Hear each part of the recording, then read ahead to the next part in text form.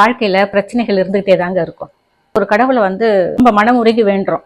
அந்த கடவுள் நம்முடைய பக்தியை சோதிக்கும் விதமாக கூட நமக்கு இந்த சோதனைகளை தர்றார் அப்படின்றத நம்ம எடுத்துக்கிட்டு அந்த சோதனைகளை கடந்து வரத்துக்கு தான் நாம முயற்சிகள் செய்யணுமே தவிர, இந்த கடவுள் நமக்கு இவ்வளவு பிரச்சனை தராரு, இந்த கடவுளை நம்ம கும்பிட வேண்டாம் அப்படின்னு சொல்லிட்டு கடவுளை நாம மாத்தி மாத்தி கும்பிடுறதுனால நமக்கு பிரச்சனை சரியாகும்னு நினைக்கிறீங்களா?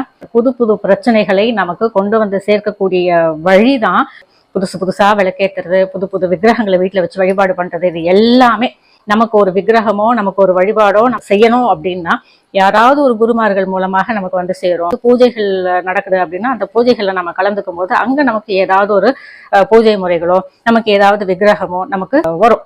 அந்த மாதிரி கிடைக்கக்கூடிய வழிபாடு முறைகளை தான் நாம தொடரணுமே தவிர, நம்ம மனசுக்கு அது பிடிக்குது அப்படின்றதுனால நாம புதுசா வாங்கி அதை வீட்டுல வச்சு நம்ம வழிபாடு பண்ணும்போது அதனுடைய வழிபாடு முறைகள் சரியாக தெரியாத பட்சத்துல நாம புது புது பிரச்சனைகளை சந்திக்க வேண்டிய சூழல் உருவாகும். நம்ம குலதெய்வம் தராத நிம்மதியை எந்த தெய்வமும் நமக்கு தராது.